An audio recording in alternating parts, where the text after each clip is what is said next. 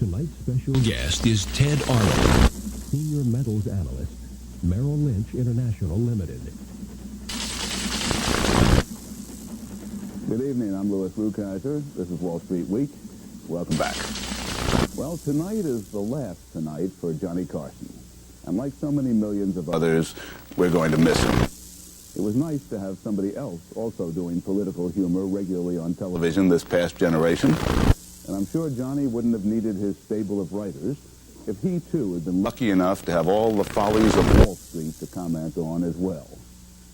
But this week, as if to give him the send-off he deserved, Dan Quayle came through for Carson one last time. In a speech intended to make some serious points about family values, the vice president couldn't resist taking a poke at Murphy Brown, one of perhaps 3 sitcoms on all commercial television that can be watched by people with IQs over 65 without hiding inside a paper bag. In the juiciest tradition of the great corner, the answer of the week thus became a Brown, a frown, and a clown. But let's try to be fair about this dust-up. There was some feeling, to be sure, that the vice president had shown less than average intellectual acuteness by foolishly confusing fiction with reality. But you won't hear that view here. Quite the contrary. I think Quayle's only problem was that he didn't go nearly far enough in confronting the evils of the cathode ray tube. For example, I think it's absolutely outrageous that the moose on northern exposure is allowed to walk around the town of Sicily, Alaska, with absolutely no clothes on. I think Donald Duck is getting much too irascible these days. And don't you think it's high time that somebody stepped in and made Popeye start eating a more balanced diet? The enemies are all around us. And I personally intend to take this up directly and extensively with Candace Bergen, just as soon as she starts accepting my phone calls. As you know, though, we're nonpartisan around here, a position that gets easier with every passing election. And honestly, I don't know who this week looked the silliest, posing as the guardian of America's morals, Dan Quayle or Bill Clinton. As for Ross Perot, he has promised to give us his views on this and every other world-shaking issue just as soon as he's reelected. By the end of the week, the Murphy-Brown fiasco had become a truly bipartisan joke. If we're to believe the front page of today's Wall Street Journal, and we'll all be excommunicated if we don't, SEC Chairman Richard Breeden, asked to sub for Perot in a speech, told his audience that the potential candidate was off determining, and I quote, whether he's for or against Louis Rukeyser having a baby on Wall Street Week. Don't worry, Ross, sweetie. If I do decide to have the kid, you'll be the very first to know. Actually, it was good to have the Murphy is a tramp fuss this week, because there wasn't much else to keep us monologists in fresh material. The economy continued its grinding improvement, causing several groups of forecasters to raise their estimates for growth this year, and stirring some concern among investors that the Federal Reserve might think it had done enough already in the business of lowering interest rates. But as an unexpected slippage in housing starts dramatized, there's still no cause to start throwing anybody's hats in the air. Also not earning a cigar in this week of the birth of Murphy's notorious baby were the once mighty so-called precious metals, with gold dropping back below $338 an ounce, within $2 of its recent 6-year low. We tonight will talk with an authentic expert on those often over-touted precious metals, to see whether a good chance to buy is at last at hand. But first, let's give the old golf swing salute to the king of late night, and then visit the commoners in Wall Street. The Dow Jones Industrial Average, whose imminent demise has been predicted by so many market analysts, once again refused either to break 3,400 or to quit entirely.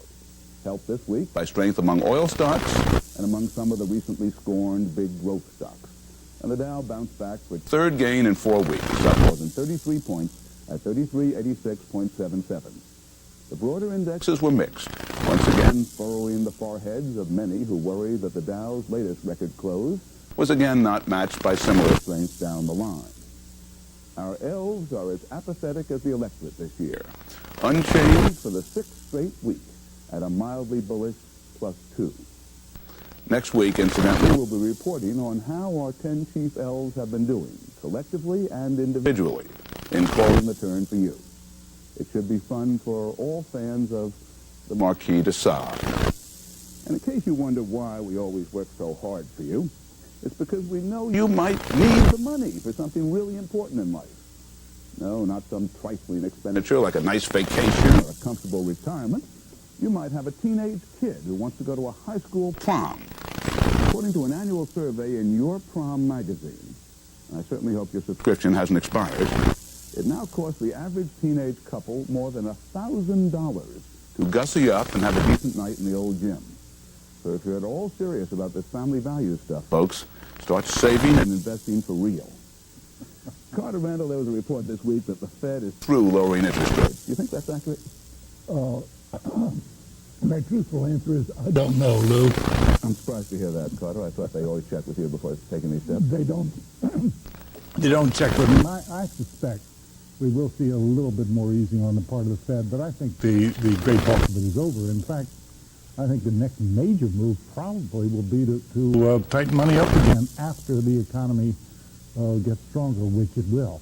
So are we, as some suggest, in the late stages of this full move?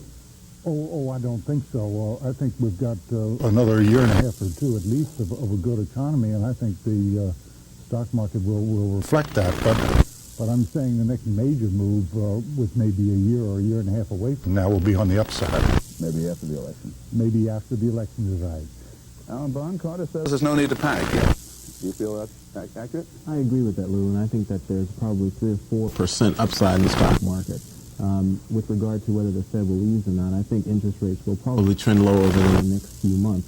I think there are some serious problems still with the economy, as we saw with the real estate numbers, the fact that R.H. Macy has such problems, as well as Olympia in York. So there are still some serious problems with this economy, and I think some great opportunities for investors. 3 or 4% isn't much. In terms of the Dow, that's what, 100 points? I think we've got 100 to 150 points within the near term, within the next... before we back off again? Before we back off. And where would you be looking within the market at this point? Well, I think there are still some of those sectors, the consumer non-durable area, which has lagged very dramatically in the first quarter. The people who get tired? That means that means the food stocks, the beverage, some of the leisure companies. For example, CML Group, I think, is very attractive. Just met with the chairman. They report earnings next week. I think we'll see a positive number there. Some of the drug stocks came back this week. Do you think that group's on the move again? I think we'll see that group. They were led by Merck. I think it's very attractive. Syntex is also going to do very well, and one of our favorites has been US Surgical. That group was beaten up in the first quarter, and I think they're going to lead the way up. Don Dessau, what's your view? Well, I think the economy certainly has a longer way to go than it has in past recoveries, simply because the nominal growth rate is still very timid. We're looking at somewhere between 4 and 5% nominal growth. And until you get that up in the 8% area, we really don't have to worry about inflation. And that means we don't have to worry about rising interest rates for a long time. On the other side of the coin, I think this market overall really hasn't gone anywhere in some time now, and probably isn't going overall anywhere for some time to come. But beneath that, we've got any number of things going on, particularly companies with respect to good earnings. A lot of companies are lean and mean, going way back to the mid-'80s when they were beaten by the strong dollar. They haven't had a chance to get fat and sassy since. So they're still in a good position to deliver corporate profit growth. And I think with selectivity, there's still a lot of opportunity in this market.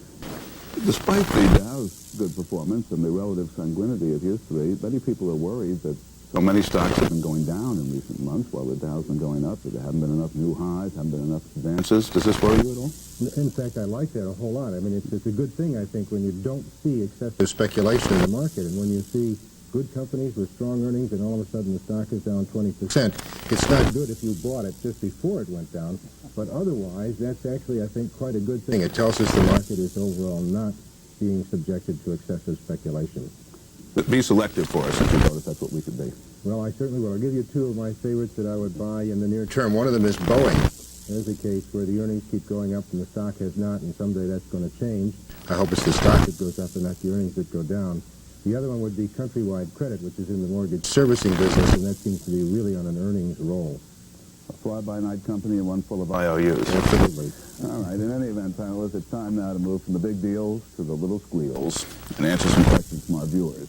First, though, a slight correction to a slip of the tongue by panelist Beth Dater 2 weeks ago when she said the ticker symbols used for stocks range from 2 to 5 characters. In fact, as many alert viewers pointed out, fully 23 publicly traded companies have only a single letter as their stock symbol, including the most widely held stock of all, AT&T, whose symbol is simply T.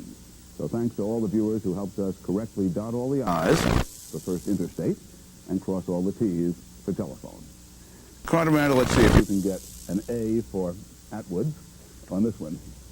Like many other investors, and ordinary Americans for that matter, Leon Tang of San Francisco is fed up with what he considers the ridiculously high compensation of some corporate executives. He wonders if there's anything at all that a small individual investor can do about this, possibly by assigning his voting right to some institutional investor, or perhaps by instigating or participating in a class action suit against the board of directors and the overpaid CEO himself. Well, Lou, there isn't an awful lot he can do. He can vote for proposals that people place before the stockholders, and he should. He ought to voice his opinion as to what he thinks the fair compensation should be. A class action suit would be very expensive, and you have to win in order to offset the expenses. So I wouldn't do that. But I would like to make an editorial comment here. I'd like the idea that the CEO of my company is well compensated and well incented to perform for me. If I don't like it, and I don't think he's doing a good job, I've got the ultimate veto. I can sell the stock. The biggest no vote, you think? Mm-hmm. Alan Bond Finkelstein of North Valley Stream, New York, wonders why some very large and growing companies, which clearly could qualify to be listed on what he calls the high-profile New York Stock Exchange, prefer instead to have their shares traded in the NASDAQ over-the-counter market. If you were the CEO of such a company, Alan, where would you prefer to have your stock traded? Well, as a CEO, I'd feel like I was in very good company. I mean, there are a number of companies that are traded on the NASDAQ or the over-the-counter market, such as MCI, Apple Computer, Nordstrom. Many of these companies have been with the NASD for many years and have grown. Typically, the NASD was known for a place where emerging growth companies were first listed. I wouldn't have a problem with that. Many of the big firms have stayed there because they feel as though they get better service and that the NASDAQ market is a highly efficient market. So I wouldn't have a problem having my company stock traded on that exchange. For an investor, you think that's not the critical question? I don't think so. For an investor, that's necessarily the critical question. He wants to make sure that he's able to conduct his transaction in an efficient and orderly, fair manner. All righty.